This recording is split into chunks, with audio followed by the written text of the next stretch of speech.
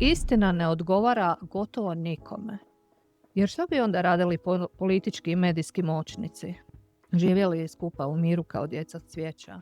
Portal na kojemu ja radim, Narod.hr, se sustavno se bavi otvaranjem očiju ljudima u Hrvatskoj i šire koji zapravo žele doći do istine. Znači, mi pišemo i o zločinima koji su se dogodili 1945.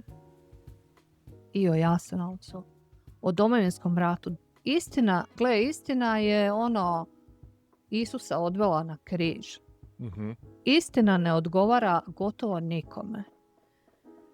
Jer što bi onda radili politički i medijski moćnici? Živjeli skupa u miru kao djeca cvijeća. Ne znam da li bi to nekome odgovaralo na tim višim razinama. Sigurno ne.